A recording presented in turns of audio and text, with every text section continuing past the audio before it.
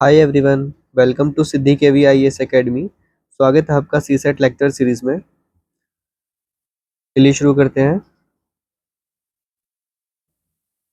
Last lecture में हम किए थे परसेंटेज क्या होता है, ठीक है। इसका कन्वर्जन कन्वर्जन किसमें, फ्रैक्शन फ्रैक्शन में या फिर डेसिमल में, ठीक है। और फिर फ्रैक्शन या डेसिमल से वापस परसेंटेज में, ठीक है जी। ये सब लास्ट लेक्चर में हम कर चुके हैं। आज हम नया इसमें ही टॉपिक शुरू कर रहे हैं परसेंटेज के। वो है परसेंटेज चेंज, ठीक है जी। Percentage change means any increase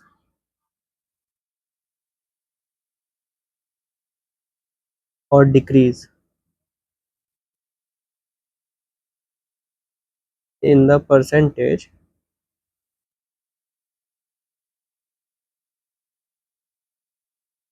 due to the change in original amount। मतलब ये कि परसेंटेज चेंज क्या होता है, इसका मतलब ये होता है कि कोई भी इंक्रीज हो या डिक्रीज हो, किसमें, परसेंट में, ठीक है। और ये इंक्रीज और डिक्रीज क्यों हो रहा है, due to change in the original amount, ठीक है। ओरिजिनल अमाउंट में इंक्रीज या डिक्रीज होने के कारण या चेंज होने के कारण परसेंट में इंक्रीज या डिक्रीज देखा जाता है, इंक्रीज या डिक्रीज देखा जाता है, उसको कहते हैं परसेंटेज चेंज, ठीक है। परसेंटेज चेंज कैसे निकलता है, उसको निकालने का फॉर्मूला है, फॉर्मूला क्या है इसका, percent change is equals to new amount minus original original amount divided by original amount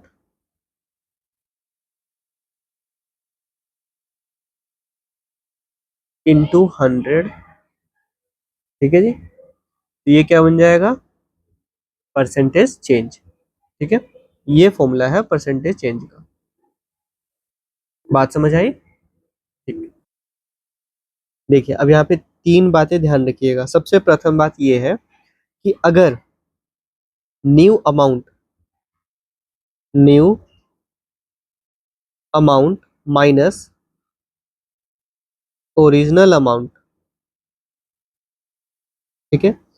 new amount में से ओरिजिनल अमाउंट को माइनस करने के बाद जो वैल्यू आती है वो ग्रेटर देन जीरो है, तो ये क्या शो करता है, ये शो करता है इंक्रीज, या फिर ऐसे लिखे परसेंटेज इंक्रीज, ठीक है जी। क्या शो करता है, परसेंटेज इंक्रीज। दूसरी बात, अगर new amount minus original amount करते हैं और ये आता है लेस देन जीरो, ठीक है, तो ये क्या शो करता है, परसेंटेज डिक्रीज, ठीक है जी। परसेंटेज डिक्रीज, यहाँ पे आएगा नेगेटिव साइन, ठीक है। इसमें नेगेटिव साइन आएगा लेकिन हम इसको इग्नोर करेंगे, नेगेटिव साइन को यहाँ पे हम इग्नोर करेंगे, ठीक है ना। नेगेटिव डाल के नहीं लिखेंगे, सीधा लिख देंगे डिक्रीज हो रहा है। बात समझ आई, ठीक। थर्ड बात क्या है इसमें, तीसरी बात यह है कि new amount minus original amount करते हैं, ठीक है। जब इसको सॉल्व करेंगे तो वो इक्वल टू जीरो आएगा, तो इसका मतलब क्या हुआ, नो चेंज, ठीक है, कोई बदलाव नहीं होगा, ना वो डिक्रीज हो रहा है ना इंक्रीज हो रहा है, वो बराबर है। ठीक है जी, इतनी बात समझ आई? ठीक है, आगे बढ़ते हैं, एक एग्जांपल देखते हैं इससे रिलेटेड। क्वेश्चन है, if the population of a city grew from 20 lakh to 22 lakh, then find the percentage change। ठीक है जी, अब इसमें देखिए, हमें परसेंटेज चेंज निकालने के लिए फॉर्मूला हमारे पास क्या है, new amount minus original amount, है ना, divided by original amount into 100। यही फॉर्मूला है, और परसेंट का साइन लगा देंगे, है ना, यही फॉर्मूला है। तो इस फॉर्मूले के अनुसार हमें कितने वेरिएबल्स है, क्या क्या चाहिए, न्यू अमाउंट चाहिए और ओरिजिनल अमाउंट चाहिए, दो ही, ठीक, दो ही चाहिए। क्या ये वो दोनों गिवन है? क्या कह रहे हैं इसमें, न्यू अमाउंट क्या होगा, न्यू अमाउंट 20 लाख होगा या 22 लाख होगा? क्वेश्चन देखिए, कह रहा है if the population of a city grew from 20 lakh, मतलब 20 लाख से बढ़ के 22 लाख हो गया, ठीक है, तो ओरिजिनल इसमें क्या होगा, ओरिजिनल होगा 20 लाख, ठीक है, ओरिजिनल अमाउंट 20 लाख, और 22 लाख क्या होगा, न्यू अमाउंट। ठीक है जी, तो न्यू अमाउंट में से, यानी कि 22 लाख में से 20 लाख को माइनस कर देंगे,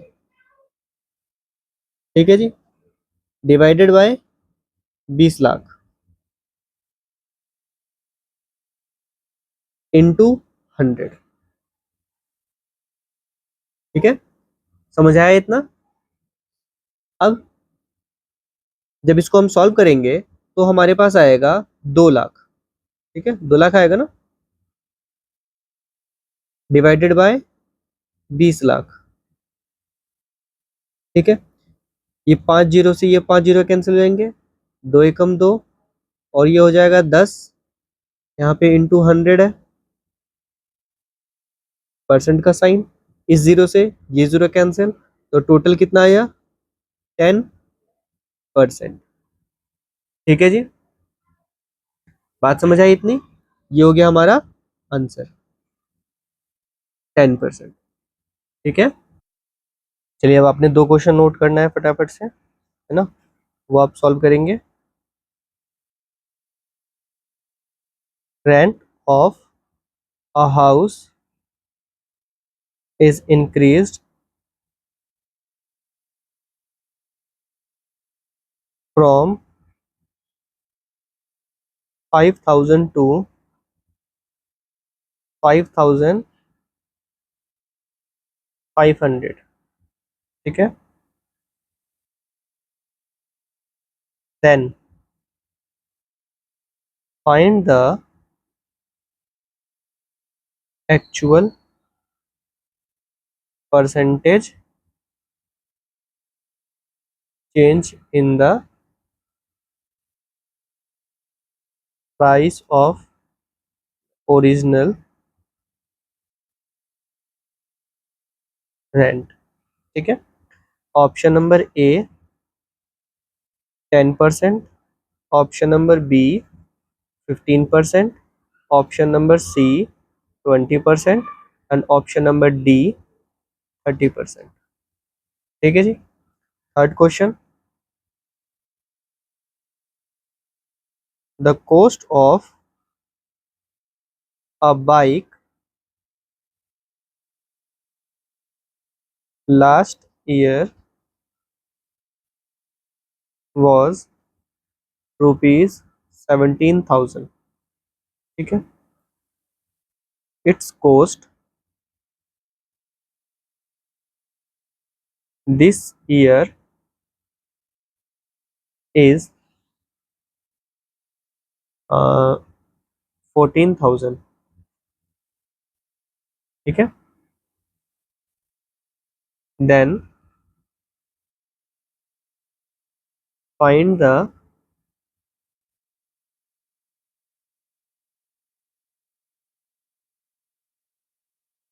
परसेंटेज चेंज, ठीक है जी, in the cost. Option number A, 10%, B 13%, C 17.64% या डी 19.55%, ठीक है जी। इनको सॉल्व कीजिए, आगे बढ़ते हैं इसमें। अब है application of percent, application of percentage, ठीक है जी। परसेंटेज का एप्लीकेशन कहाँ कहाँ पे है, उसमें सबसे फर्स्ट देखिए, if the price of the commodity increase और डिक्रीज, ठीक है, by 1%, then the reduction in consumption, so as not to increase the expenditure is R upon 100 plus minus R into 100%,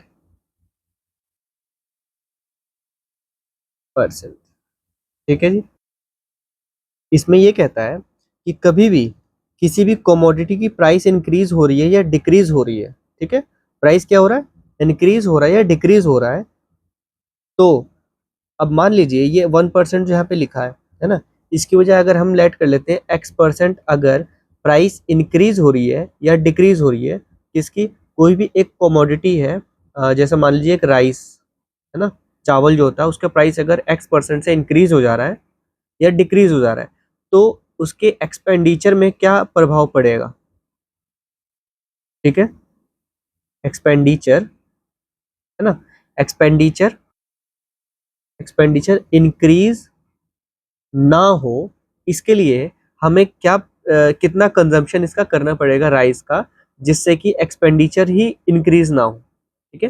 जैसे मान लीजिए अगर हम हर महीने 100 रुपये का, 100 रुपये ज़्यादा कम हो जाएगा है ना, मान लीजिए 1,000 का हम अगर राइस को कंज्यूम कर रहे थे हर महीने, ठीक है, लेकिन अब X% इंक्रीज हो गया इसमें, मान लीजिए 10% अगर इंक्रीज हो जाता है राइस, तो ये कितना हो गया, 1,000 का 10% कितना हो गया बताइए, तो ये हो जाएगा 10% इसका 1,100, ठीक है।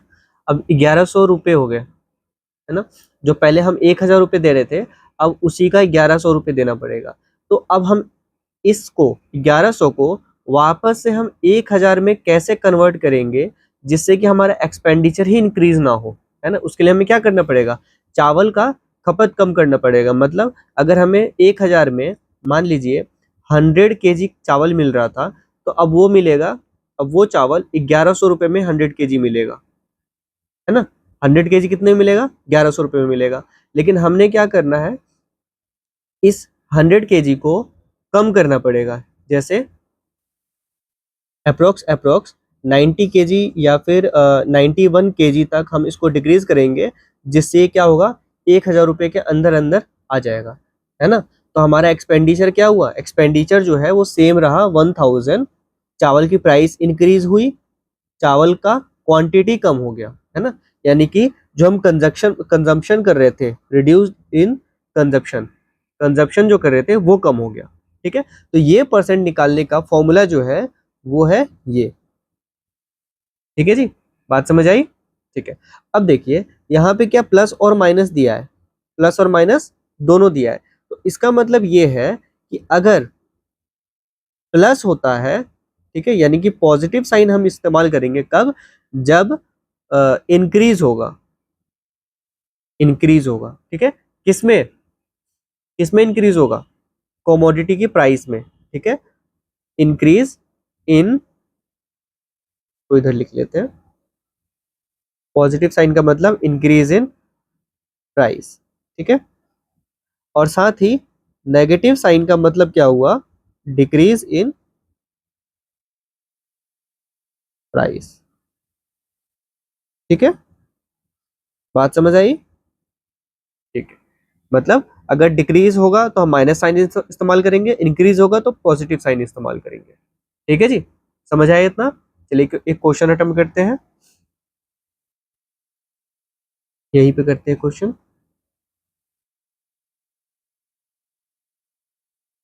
क्वेश्चन नंबर 4 कहता है कि if the price of rice increase by 20%, ठीक है, then the reduction in consumption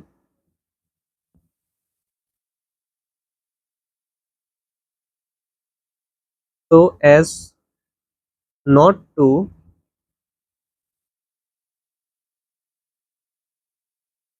increase expenditure is, क्या होगा।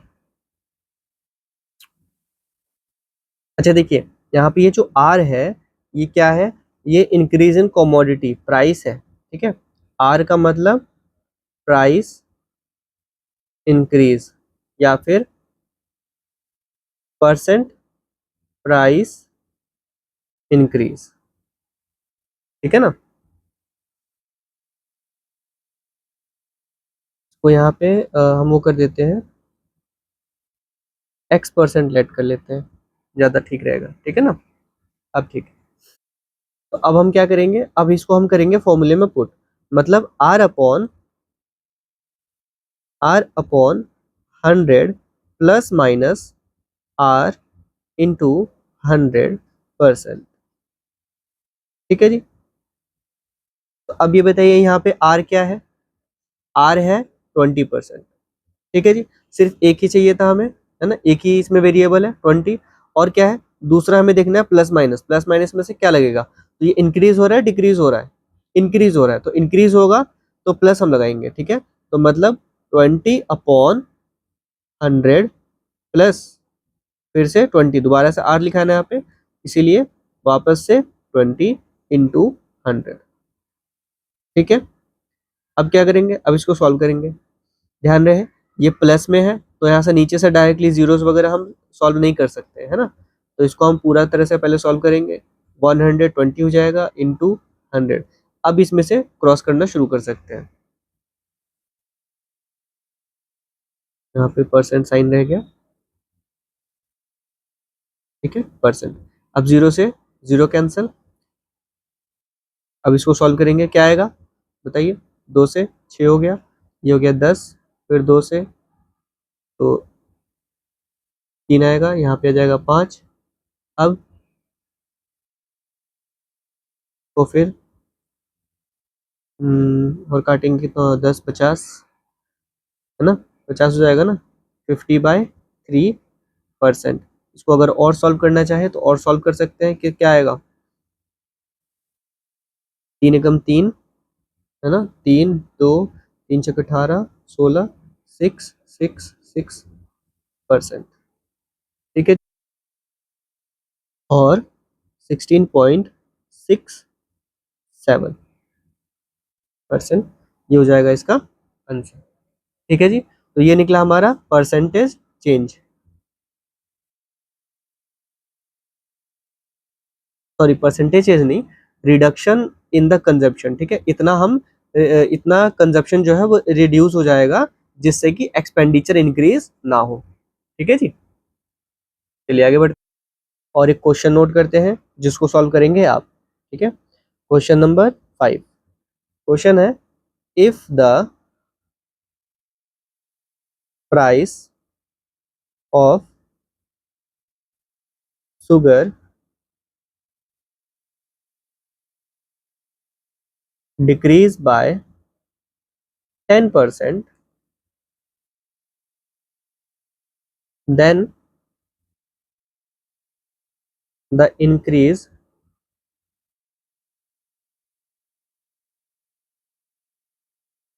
then the increase in consumption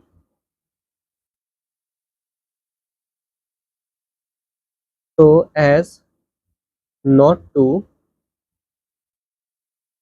decrease the expenditure is, ठीक है,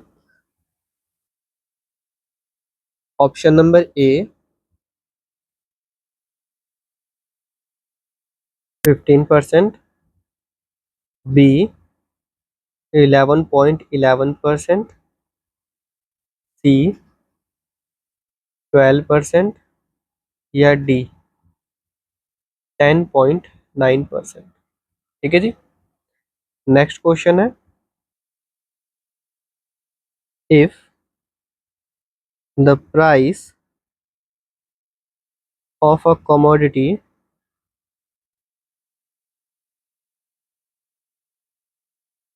increases by 20%,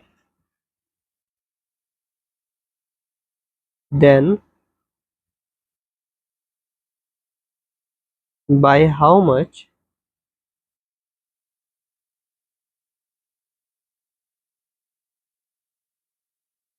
percent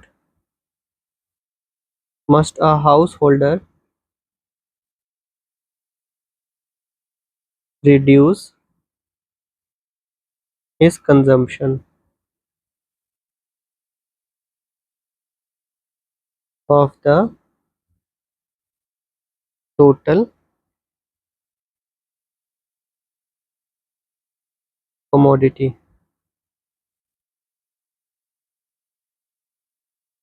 so as not to increase his expenditure। ठीक है जी, option number A 16:3/2%, B 15:2/3%, C 16:2/3%, sorry यहाँ पे 6 हो जाएगा, एंड डी 16:2/3%। ठीक है जी, ये दो क्वेश्चन सॉल्व कीजिए और बताइए। ठीक है, इतना आगे बढ़ते हैं। नेक्स्ट है एप्लीकेशन ऑफ परसेंटेज का सेकंड। ठीक है, net effect due to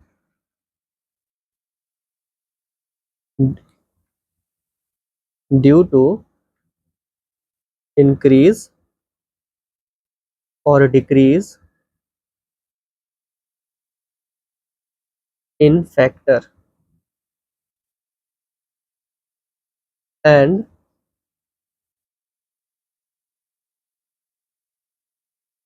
decrease in other factor. यहाँ पे एक वर्ड छूट गया, due to successive increase or decrease in factors and decrease in other factors. ठीक है, ये होगा फॉर टू फैक्टर्स। ठीक है जी। जब ऐसा हो तो नेट इफेक्ट जो होता है को निकालने का फॉर्मूला क्या होगा, ये होगा परसेंट में। ठीक है, इसका फॉर्मूला होगा ए प्लस बी प्लस ए इंटू बी अपॉन 100%। ठीक है जी, ये हो गया फॉर्मूला। बात समझ आई। यहाँ पे एक बात और कि जो इंक्रीज हो रहा है ना, इंक्रीज हो रहा है, इसके लिए हम क्या इस्तेमाल करेंगे, पॉजिटिव साइन। ठीक है, पॉजिटिव साइन मतलब पॉजिटिव का ए एंड पॉजिटिव का बी। और अगर डिक्रीज हो रहा है, जब डिक्रीज हो रहा होगा, सॉरी पॉजिटिव, नेगेटिव का ए एंड नेगेटिव का बी। ठीक है जी। तो अगर हम ऐसे इसको रख के फॉर्मूला क्रिएट करते हैं तो ये कुछ ऐसा बनेगा, प्लस माइनस ए, प्लस का साइन, फिर प्लस माइनस बी, फिर बीच में प्लस का साइन, फिर plus minus A into plus minus B upon 100। ठीक है जी, ये हो गया percent. Net effect in percent. ठीक है जी, तो ये आता है हमारा फाइनल फॉर्मूला। ठीक है, समझ आया यहाँ तक आपको। ठीक, अब इसको एक एग्जांपल से सॉल्व करते हैं जिससे ये और अच्छे से क्लियर हो जाए। ठीक है ना।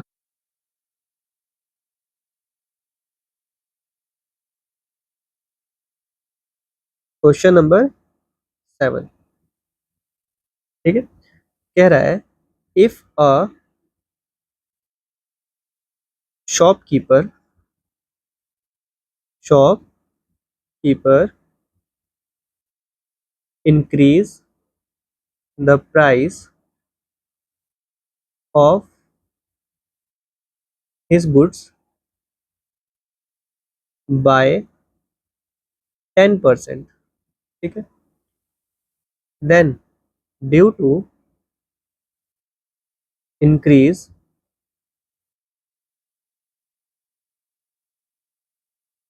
in demand, his further increase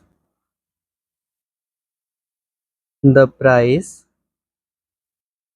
by 20%, then find his actual profit for to increase। ठीक है जी, अब इसको सॉल्व करेंगे तो अकॉर्डिंग टू दिस फॉर्मूला हमें कौन कौन से वेरिएबल चाहिए, variable A and variable B. ठीक है, तो ए वेरिएबल क्या होगा इसमें, 10%। ठीक है, if a shopkeeper increase the price of his goods by 10%, 10% से इंक्रीज कर रहा है तो due to increase in demand his further increase in the profit is 20%।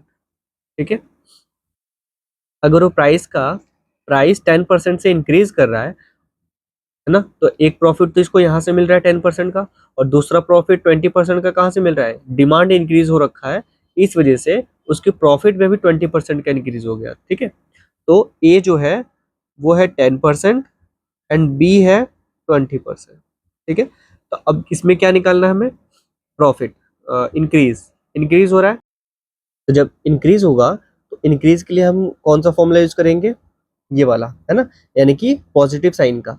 तो फॉर्मूला क्या बनेगा, ये ए प्लस बी प्लस ए इंटू बी अपॉन 100 का परसेंट। ठीक है, परसेंट का साइन लगा देंगे।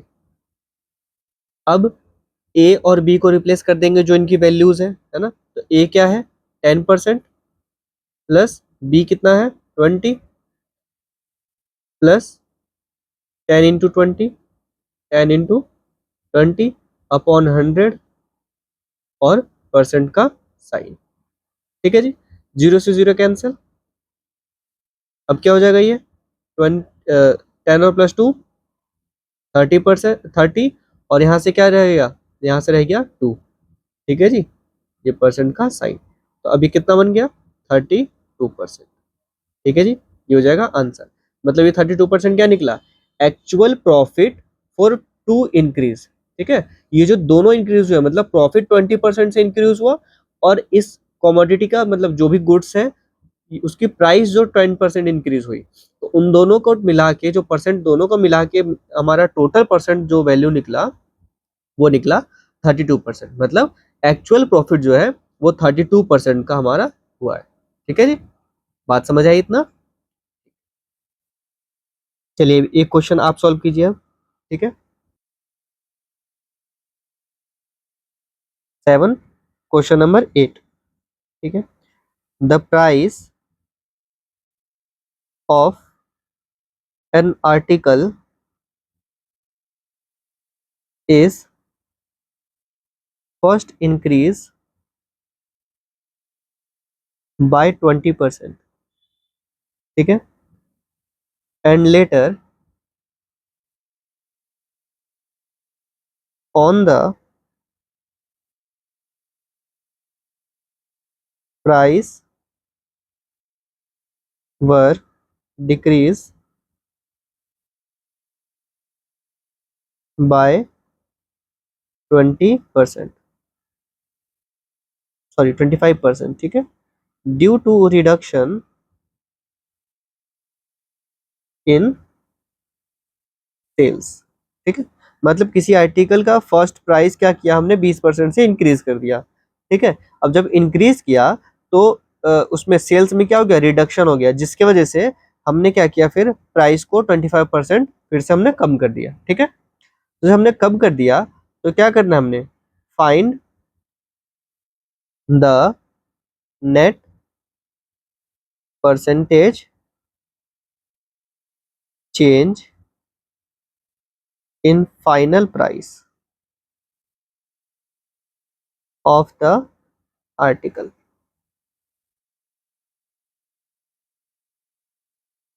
ठीक है जी, हो जाएगा ये। ठीक है, चलिए आगे बढ़ते हैं। थर्ड एप्लीकेशन है, इफ ए इज मोर और लेस देन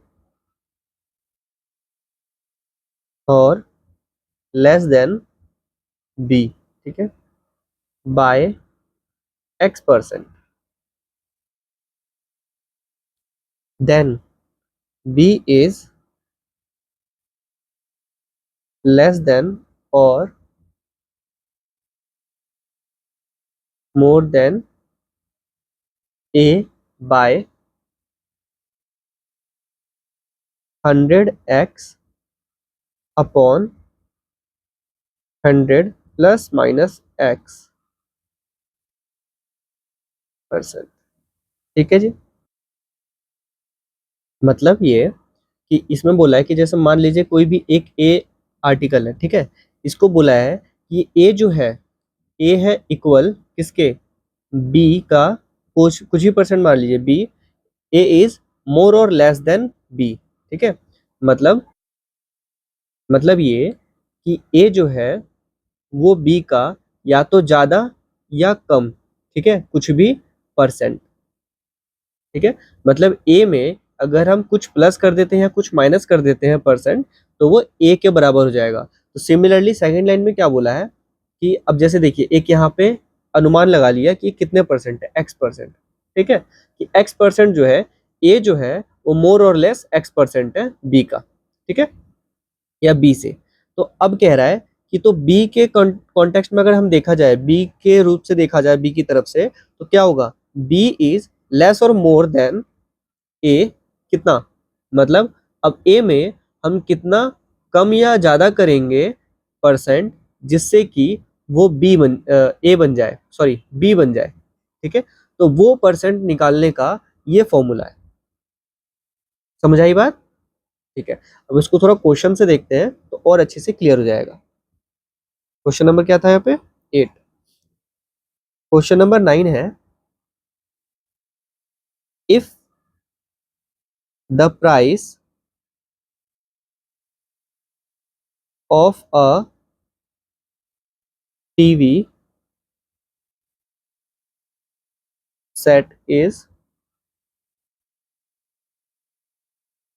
increased by 25%, ठीक है,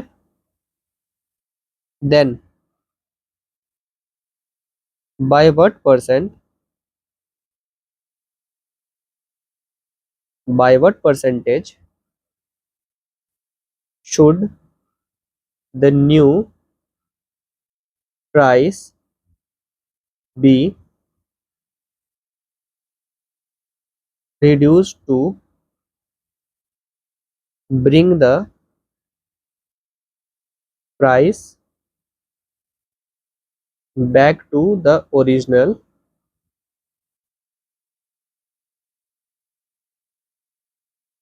level, ठीक है। बात समझ आई? कहने का तात्पर्य यहाँ पे ये है कि मान लीजिए जो टीवी का प्राइस है,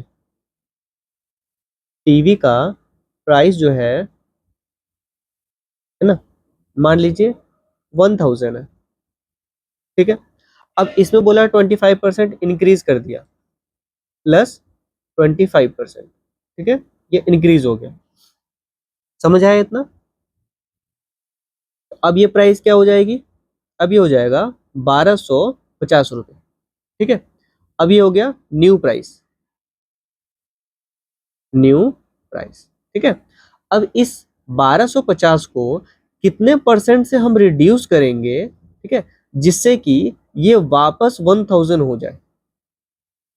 बात समझ आई? अब पहले क्या था, 1000 का 25% हमने किया, जिससे कि ये नया प्राइस आ गया। अब इस न्यू प्राइस को वापस से हम कितने परसेंट से रिड्यूस करेंगे, जिससे कि वापस ये ओल्ड वाला प्राइस आ जाए। आई बात समझ? तो इसको निकालने के लिए ही ये फॉर्मूला हमने लगाया है। अब जैसे देखिए यहाँ पे तो हम ये 1250 रुपये हम निकाल रहे हैं, उसके बाद में हम निकालना पड़ेगा, है ना, सॉल्व करना पड़ेगा। लेकिन अगर हम इस फॉर्मूले के अनुसार चले, इस फॉर्मूले के अनुसार चले, तो इस फॉर्मूले से हम क्या कर सकते हैं, आराम से निकाल सकते हैं परसेंटेज बिना किसी प्राइस को जाने हुए, ठीक है ना। तो देखिए, अब अगर हम फॉर्मूले के थ्रू जाए, मतलब 100x upon 100 plus minus x, ठीक है, परसेंट। अब यहाँ पे x क्या है? x है 25, ठीक है, x इक्वल्स टू 25%, ठीक है जी। दूसरी बात कि यहाँ पे प्लस और माइनस में से क्या साइन आएगा? प्लस कब आएगा? जब ये इंक्रीज हो रहा होगा, है ना, और माइनस कब आएगा? जब वो डिक्रीज हो रहा होगा।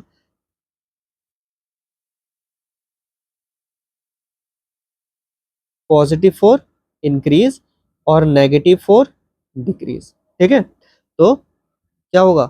100 इंटू 25 अपॉन 100 प्लस, प्लस होगा माइनस होगा, क्या हो रहा है? पे इंक्रीज हो रहा है ना, प्राइस इंक्रीज हुई है, तो यहाँ पे पॉजिटिव आ जाएगा, फिर 25, ठीक है। अब क्या हो गया? ये हो जाएगा 100 इंटू 25 अपॉन 125, 25 से कम 25, 25 पंचे 125 और 5 से ये कट गया, ठीक है। तो यहाँ पे परसेंट का साइन रह गया था, equals to,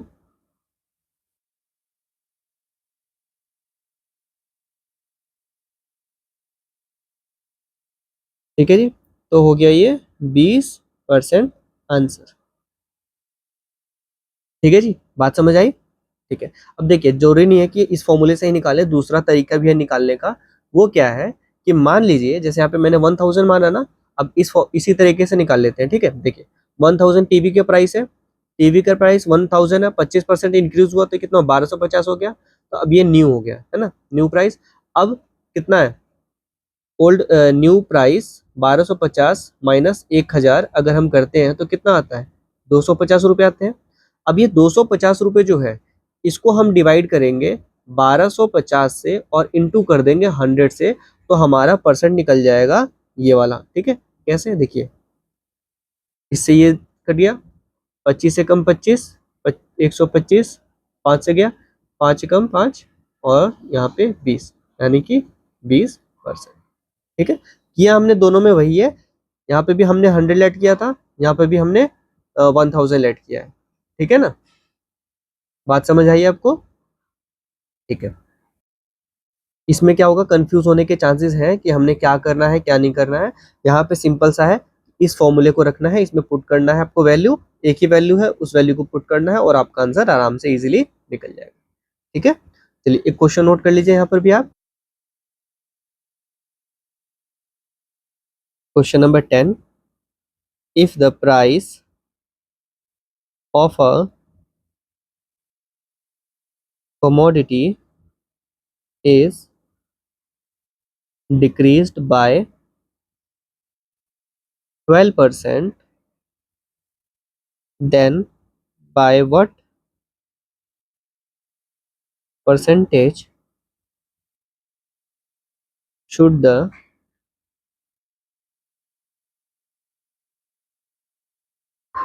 new price be increased to bring the price back to the original level? ठीक है जी, इनको सॉल्व कीजिए, आगे बढ़ते हैं। अब है फोर्थ। फोर्थ क्या है, the present value P of any asset, ठीक है, after increasing or decreasing at R% per year will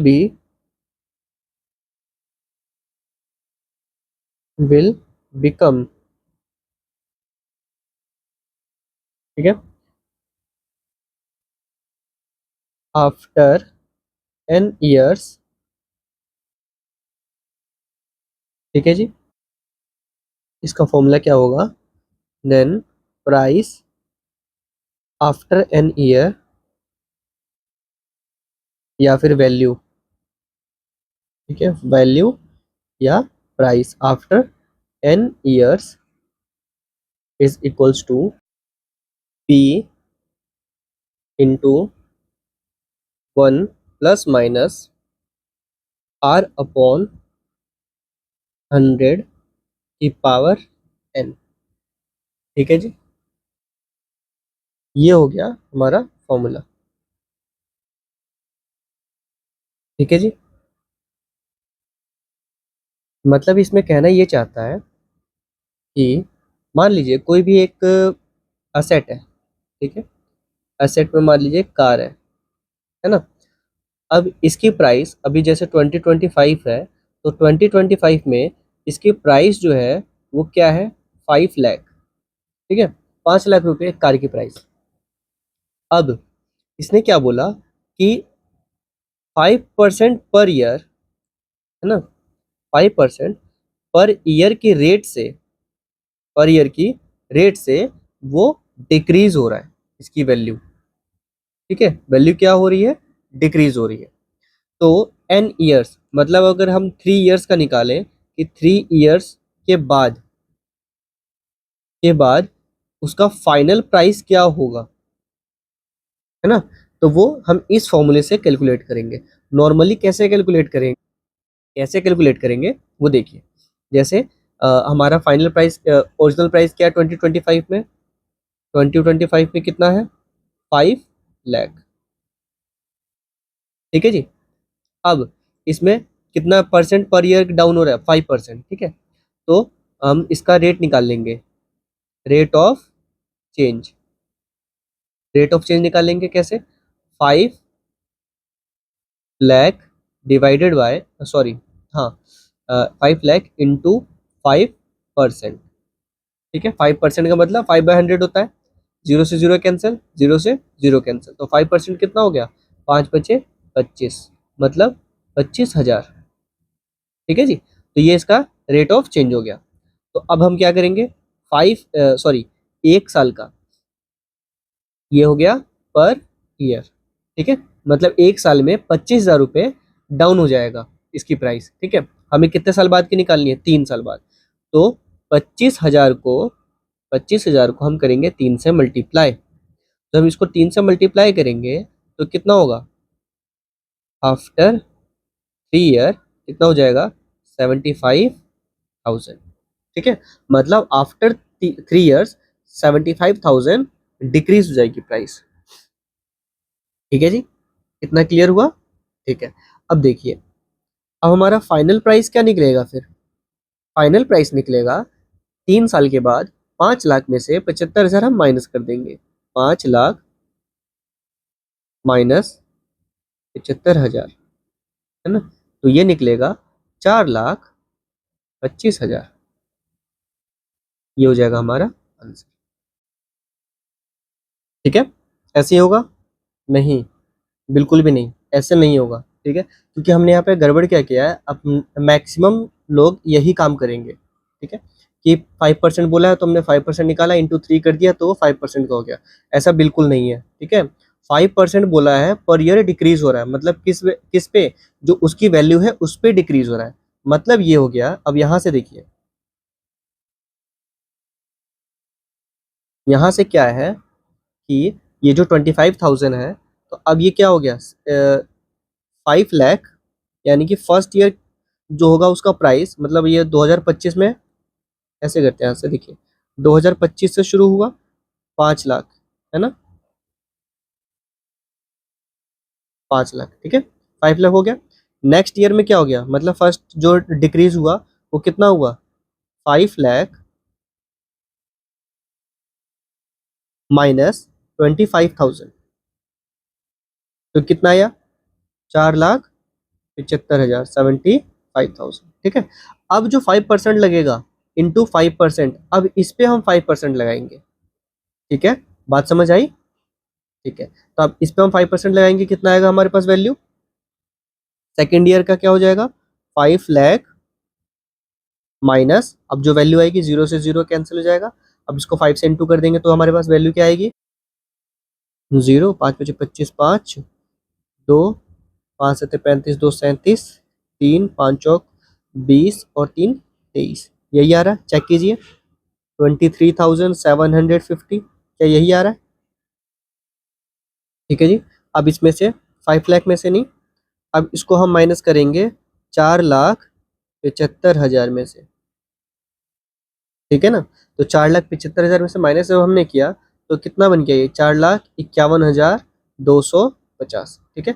अब ये जो थर्ड लगेगा, सॉरी, ये तो फर्स्ट हो गया, ये सेकंड जो लगेगा बाय 100, ये अब इस पे लगेगा, ठीक है ना। सिमिलरली जब हम यहाँ इसको निकालेंगे, 4,51,250 माइनस, अब इसको सॉल्व करके बताइए कितना आ रहा है, ये आ जाएगा 4,5,125 पॉइंट, यहाँ पे इंटू 5, तो 5×5 = 25 के 5, कैरी 2, 5×10 2 12, 12 का 2 1, 5 5 एकम 5, 6, फिर 5×25 5, 2, 5 चौक 20 और 2 22, ठीक है। एक के बाद डॉट है तो एक के बाद आएगा 22,562 रुपये, ठीक है, 22,562 रुपये 5 पैसे, ये हो जाएगा, ठीक है। तो इसको सॉल्व करने पे वैल्यू कितना आएगा, 4,28,687.5, ये हो जाएगा आंसर, ठीक है। ये थर्ड डिप्रिशिएशन लगने के बाद, ठीक है ना। पहला कहाँ लगा, पहला ये 5 लाख पे, ठीक है, इंटू 5%, दैट इज 25,000, है ना। ये हमारा फर्स्ट था, उसके बाद ये फर्स्ट, फिर ये सेकंड और ये थर्ड। 3 साल के बाद क्या हो गया, 4,28,000, 4,28,687 रुपया 50 पैसे। ये हो गया हमारा आंसर, ठीक है। अब हमने इतना लंबा प्रोसीजर फॉलो किया है। अब जरा हम सेकंड मेथड देख लेते हैं हमारे फॉर्मूले में अप्लाई करके। तो जब हम फॉर्मूले में अप्लाई करेंगे, ठीक है, जब हम फॉर्मूले में अप्लाई करेंगे तो फॉर्मूले में अप्लाई करते ही देखिए यहाँ पे क्या है, एक बात ध्यान रखिएगा, PRNFP, ये क्या है। P मतलब प्रेजेंट वैल्यू, R मतलब रेट पर ईयर जो चेंज हो रहा है, और N मतलब कितने साल का है, ठीक है, N ईयर्स कितने साल का है, और FP हो गया हमारा फाइनल प्राइस, जो ये हमारा फाइनल प्राइस यहाँ पे निकला है ये। तो क्वेश्चन में कभी भी ये चारों में से, इन चारों में से कोई भी एक गायब होगा। जैसे यहाँ पे फाइनल प्राइस गायब था, वैसे ही कोई भी एक गायब होगा, और आपको क्या करना है, उस फोर्थ को हमें फाइंड आउट करना है, ठीक है ना। बाकी के 3 वेरिएबल्स हमारे पास गिवन होंगे।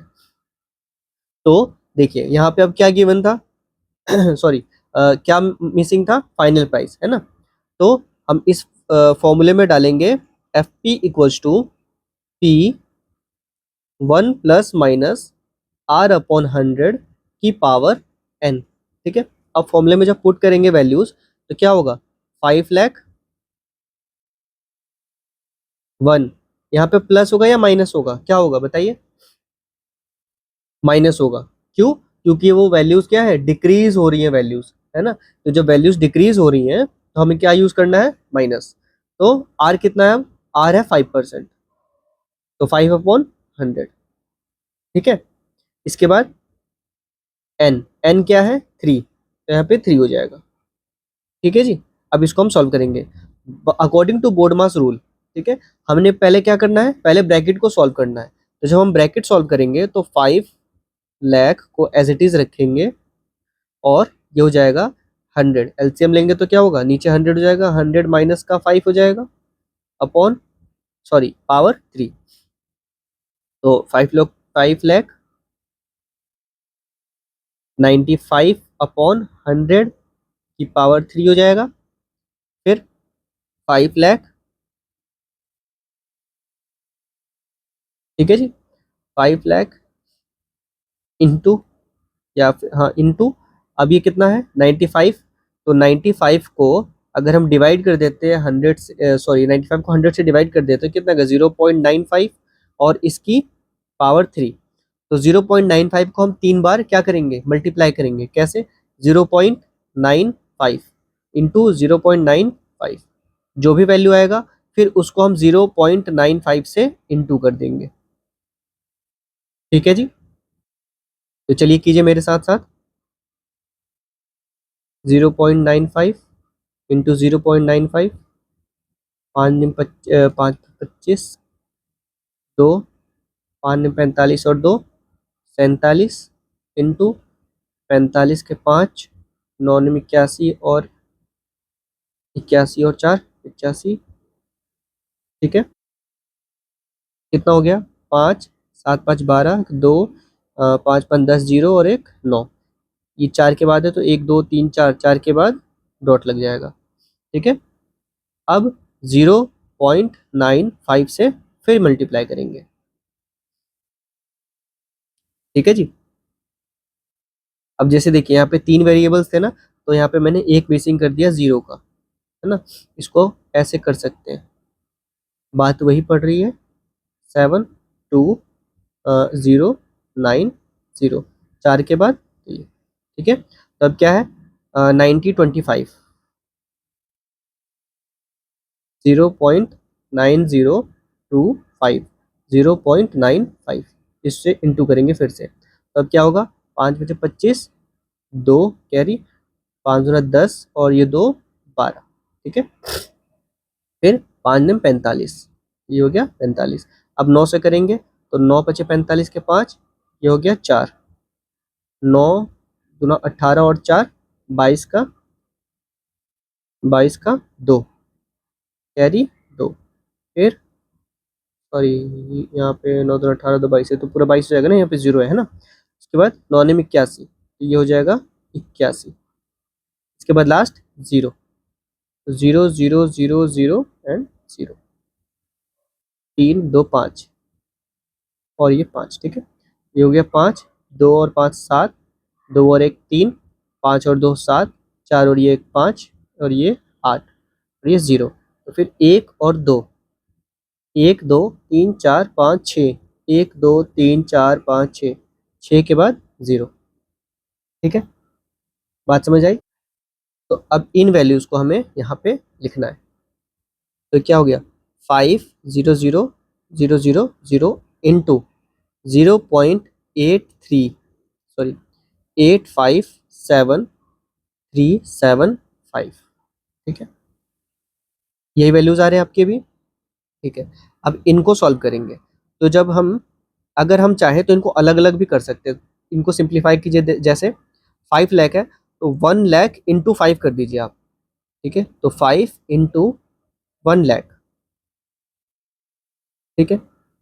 अब इससे फायदा क्या होगा, या फिर वो भी छोड़िए, यहाँ से सिंपल डेसिमल हटा दीजिए।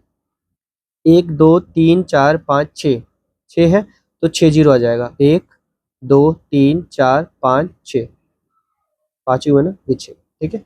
तो अब ये 5 जीरो कैंसिल हो जाएंगे, 3 और ये 2 5, ठीक है। अब हम क्या करेंगे, 5 एकम 5 और ये 5 दूना 10, या फिर इतना भी ना करें तो सिंपल 5 से इंटू करके और फिर इसको एक डॉट लगा दे, लेकिन मैं ऐसे ही करूंगा, ठीक है। इससे और सिंप्लीफाई किया, अब 2 से डिवाइड करना तो आसान हो जाएगा, 2 एकम 2, 2 दूनी 4, सॉरी 2 चौक 8, फिर 2 दूनी 4, इस पे 2 अठे 16, 2 छक 12, फिर यहाँ पे तो 2 अठे 16, फिर 2 सते 14.5, ठीक है।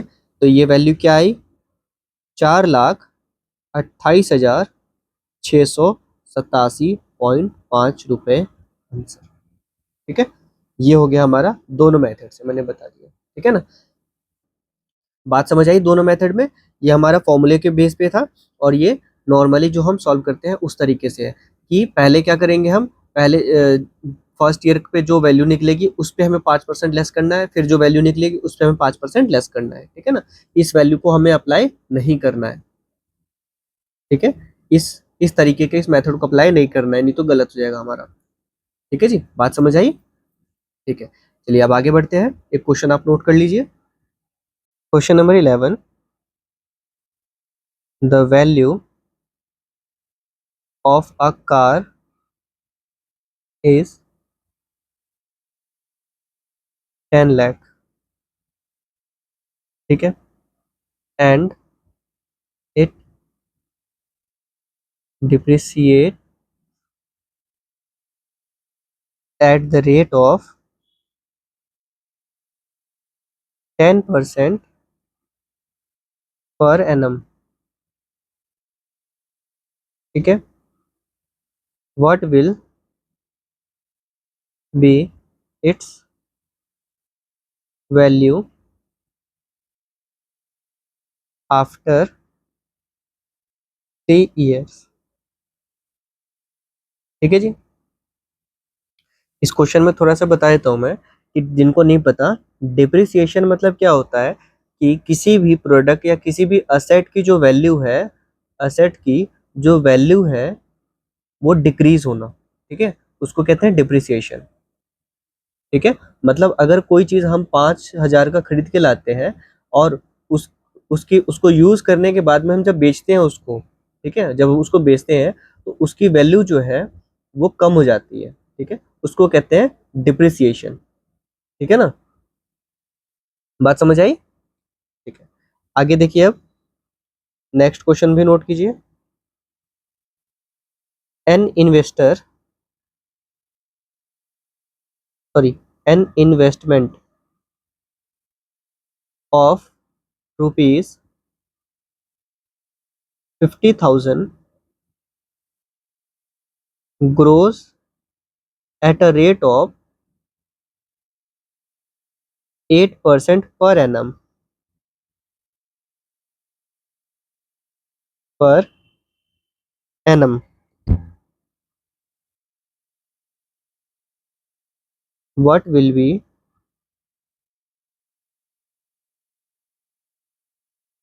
its value after 5 year। ठीक है जी। Next question, the price of a machine is ₹20,000। ठीक है। It depreciates by 5% per year, what will be its value after 4 years। ठीक है जी। इतने क्वेश्चन आप सॉल्व कीजिए। आज के लिए इतना ही रखते हैं, ठीक है ना, ये तो ज़्यादा लंबा हो जाएगा, बड़ा हो जाएगा लेक्चर। नेक्स्ट लेक्चर में हम फिर से यहीं से शुरू करेंगे। ठीक है जी। हम क्या कर रहे हैं, ध्यान रखिएगा, एप्लीकेशन एप्लीकेशन ऑफ परसेंटेज। ठीक है जी, हम ये कर रहे हैं, और नेक्स्ट क्लास में, नेक्स्ट लेक्चर में हम यहीं से आगे फॉरवर्ड करेंगे। ठीक है जी, मिलते हैं आपसे अगली क्लास में।